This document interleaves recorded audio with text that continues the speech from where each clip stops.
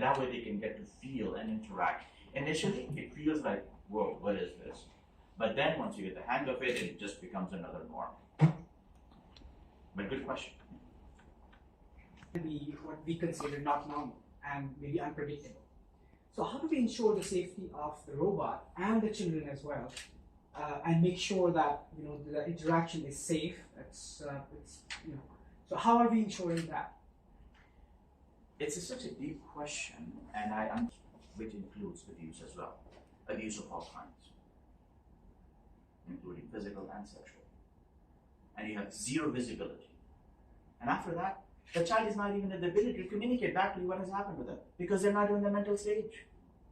So you as a parent, you are trusting your own blood and flesh to someone who you completely do not know, and you trust them, take my child away for the day. So what the robots do, they can actually observe what is happening. That's it as well. So, so you are getting that completely at the mercy of a therapist who cannot, because the child cannot even communicate back to you. Because the child is not in the mental stage. There are two kinds of special needs children. One are verbal, one are completely not verbal. So when I took this robot to Kuwait Autism Center, we were faced with two scenarios, and the CEO said, Mr. Mirza, how can you handle my non-verbal? Non-verbal means children cannot utter a word, completely silent. When the children, in Arabic it says, how do you feel today? So think of a scenario, a child comes in and robot welcomes and says, how do you feel today? Right? So you have four options here, and this is a globally very well researched curriculum. In the European market, it's called zones of regulations, and in the American market, it's called REACH. When I say American, I mean North American. And they kind of follow the similar pattern.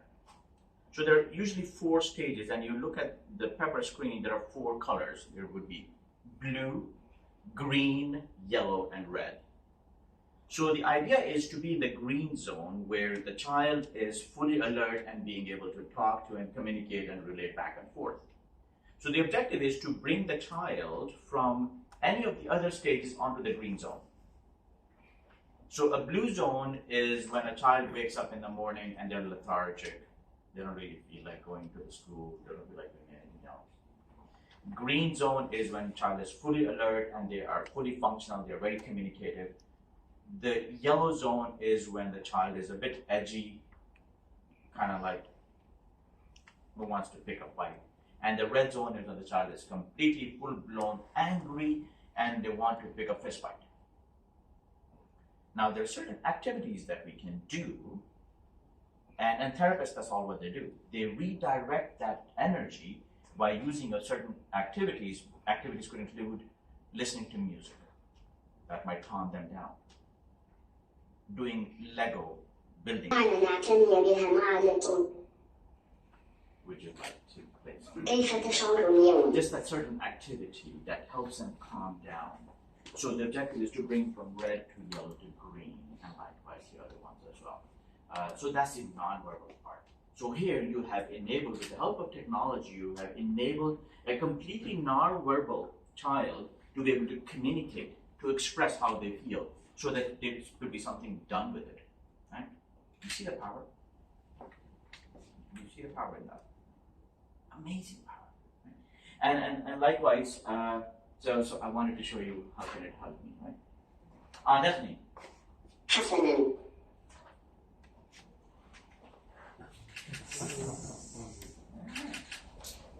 So feel free to come in, and I'll handle some more questions. And I do want to volunteer. If you guys don't volunteer, I'll volunteer somewhere. Give me difficult questions. For example, a child wants to shake the hand, right, and the machine grabs it, and vice versa, because these kids are always kind of erratic in behavior, and sometimes like the child kicks it, and I'm sure, I don't know how much is the cost of it, but must be an expensive proposition. There must be some sensors or something of this type One, can answer that. And the second is that I don't know whether this is a new thing which has been recently launched or it's already all over the place, especially when we talk about the GCC, where we have a big number of kids with this kind of special requirement. Do you have the patronage of the Kuwait government? And if we want to have kind of a government-to-government start taking this technology along with this equipment to Pakistan? Right. So great questions, loaded questions, but I'll address all of them. So yes, you are right. I did not answer that part. So this machine is fairly robust. It does. It's not foolproof. It's not unbreakable. Everything breaks. This is a machine at the end of the day. If you do kick it really hard, it will break. But for the extent of when we're talking about special needs children, there is a reason why it's called spectrum, autism spectrum disorder. Now, spectrum means from 0 to 100. This is not a solution for one size fits all. It does address some parts of it, but it does not fix everything. We all have limitations. I have limitations too. I can run from here to that door, but I cannot run from here to 100 meters, for example. Right? I think you can run 100. Really? You're such a kind guy. You're wonderful. You have more faith in me than I do. So this is fairly robust. I mean, children can actually push it hard enough as well. So this can take a bit of abuse as well. When you come in and shake hands, it will never grab your hand. However, it will grab your hand a little bit just so that you feel that there's a connection. Right. So there's quite a lot of robustness built into it, but yes, it is breakable. And another important thing and then we can help them to come up with a solution. And then that's the better way of doing that. To Mr. Ambassador, to answer your question, whether this technology can be taken into Pakistan and is it okay to work here? This is a global organization, what we represent. SoftBank Robotics is publicly listed organization in Tokyo Exchange. So these solutions exist everywhere in the world. In Kuwait, we are the only one who have brought it in here. Not many people even know. We are going through the awareness stage of it. How many people actually knew before attending this session? How many people knew that such technology existed? Please raise hands. None, right? Okay, well, you know because you knew that. Perfect, excellent. 2 people. And you have seen this in my previous seminars. He writes a book on technology. He's a digital guy. But great. But very few people. Now imagine about 90% of the people had not even heard that such technology exists. So this is only a smaller group of sample size. Country of Kuwait has about 4 million people. So there's a lot of awareness is required. So I do want you guys to go ahead and spread the word. Sir. X, she or he is very angry, and for 2 days she's putting the same data. Is the robot learning on it and separating the data that this child is angry and this is okay, this is cool? I'm so happy that you asked this question. The short answer is yes. So this robot, even though I said looks very innocent, but there's a truckload of intelligence happening inside. This robot can actually read emotions of humans. So if it sees if Naeem is happy, it will respond to me in a different way. If Naeem is sad, it will respond to me in a different way. There's facial recognition things built into it. So it sees the emotions and then responds accordingly. And then the analytics part is what you were asking. Yes. So there are various students or children come in, or humans. Like I said earlier, we are talking today only specific to the autism part, but applications on the other technologies are humongous. As a matter of fact, we do have a lot of use cases ranging from retail, hospitality, healthcare, and whatnot. So feel free to come and test it as well. So the way that works is, let's say you used an example of 5 children and so it does keep track of who is communicating. it has a database in it. It keeps track of it. How is the child progressing? And then there's an analytical mechanism that you can actually put a report onto it and say, how is the track record happening? That gives you the progressive path, or how is the child progressing, or so that you can actually accommodate the right behavior to that. Because it's a teamwork. So we develop the technology part, the therapists are the experts on autism, and then we marry the intelligence that we have gathered through the machines, and then we take collective better actions on it. Brilliant question. I'm glad that you asked. I made a example, Charles Darwin and Thomas Edison and Einstein, when nothing was there. Correct. And now with this, we see more Thomas Edison, more Charles Darwin. So how it was going to be? Through more intelligent people, it will produce and to get it, or The next Thomas Edison. Because they are there, they are diamonds in the rough. You phrased the question very eloquently, that those diamonds were discovered when there was complete denial of autism. Even today, when we go back hundreds of years, times of Edison, it was complete denial. There was ship of fools. I don't know if you have heard of this story of ship of fools.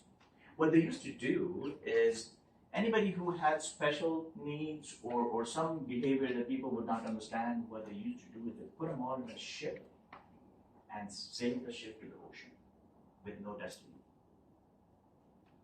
That meant they are sending them one-way ticket to hell. There is no coming back. This is it. That was called ship of fools. If you Google it, you'll find it. That practice was very normal in European markets. It was called ship of fools.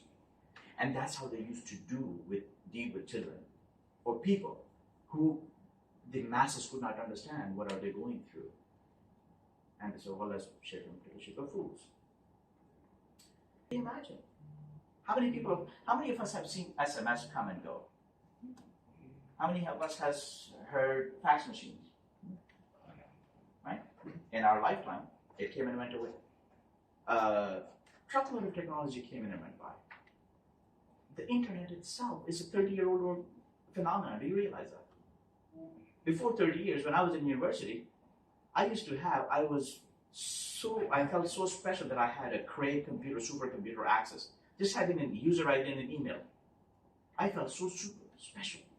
The university had one of the only 6 Cray computers at that time. We felt super. Do you have an ID? Today, can you even imagine somebody not having an email ID? Kind of hard, right? So it's the possibility, and what excites me personally is what bright future holds. The possibilities are endless.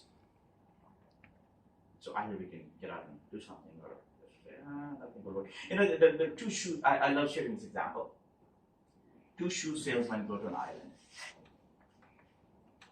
where nobody wears shoes, and one shoe salesman comes back and says, guys, in an island where nobody wears shoes, I'm not going to be able to sell any shoes there. The other one comes and says, guys, can you believe in this island nobody wears shoes? Send me all kinds of shoes, I'm going to sell it to everyone. And that's the art of possibility.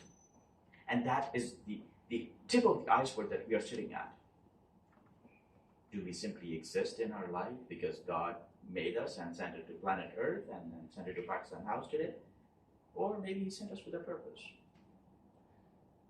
So that's. Did I answer your question, sir? yeah. And also for social responsibility that you have taken up, mashallah.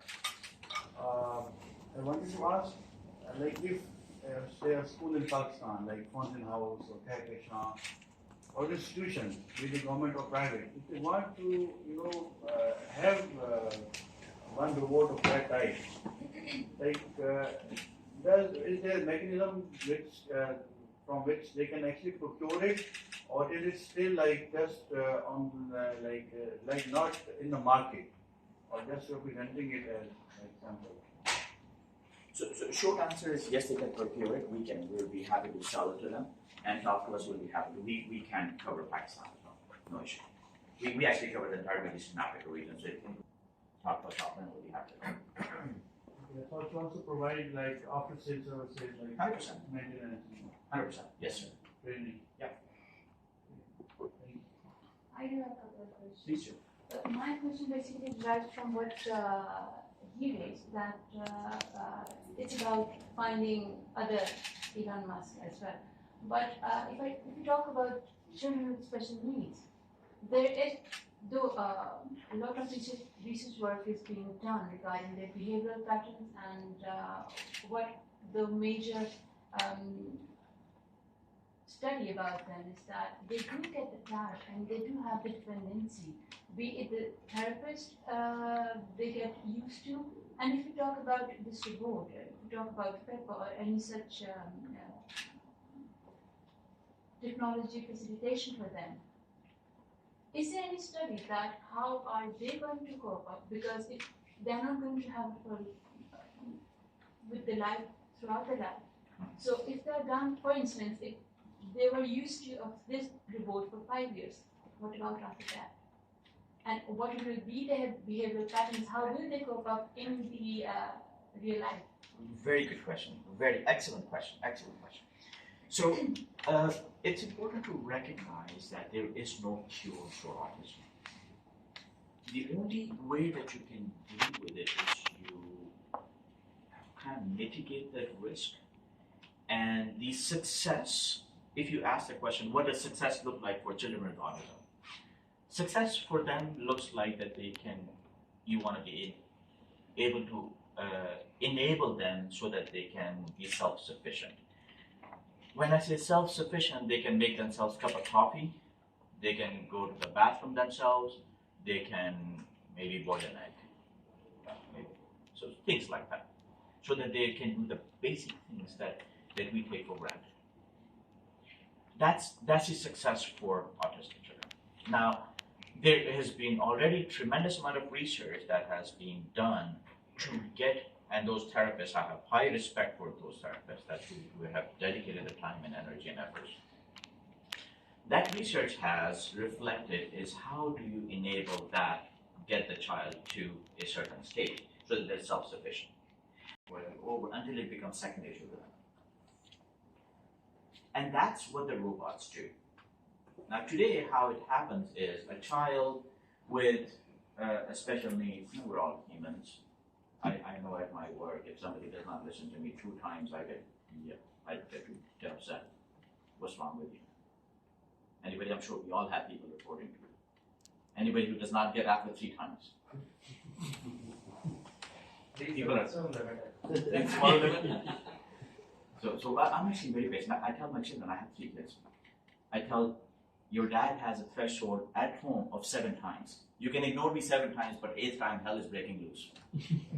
So they know it. The younger ones, they push me to the 7th time. They keep track of it. I said, Baba, this was number 6. Why are you getting upset now? But at work, it's a different scenario. At work, it's 1 times every 2 minutes. So that's the applied behavior analytics. And that's exactly. Now, we as humans, we have a certain threshold. Robots don't have that threshold. Robots can communicate the same message with the same accuracy, with the same passion and same excitement thousands of times. And that on the receiving edge or the receiving end, a child can receive those messages and in pleasant mood. And so your objective is to keep on drilling that over and over again without losing your mind. If you have not been there, please do go there. That cafe is completely ran by autistic children. And the objective is, the thought process behind it is to enable them to be self-sufficient. So once you have drilled that applied behavior analytics over and over again, you have mastered or enabled them to become the master of a certain task. That's all what they do, day in, day out. So the way globally it is being handled today, to the best of what is known to humankind, is to really create their separate communities where they can relate to each other. And those communities are monitored so that we can support them and enable them. Because there is, like I said, there is no cure for it. The only thing you can do is really manage that to up to a certain degree. Even Cafe 321, there are people like us who actually also supports them. The autistic kids. So even in the developed countries, they don't build the robots to handle autistic kids. They have humans, they handle them, they take them out. That's why I think it will take time. It's just a beginning, and you're just introducing. And even in Kuwait, I don't think the autistic society they are going to have this very soon.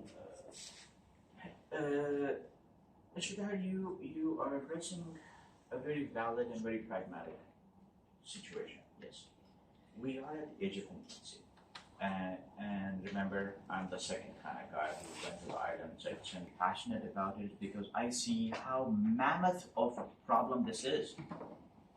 It's an ocean to boil, but the guys are somewhere. To add that, when I took this robot to Kuwait Autism Center, they were head over heels. They were like, "Whoa, such thing exists in Kuwait," and they were saying, "Why did you not talk to us before?"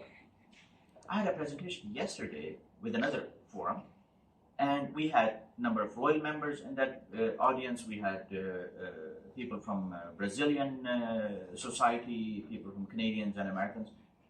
They were amazed by this technology, and they said they want to bring us in for talking, giving educational seminars for the universities. They also want to support the awareness of it, because there is way out.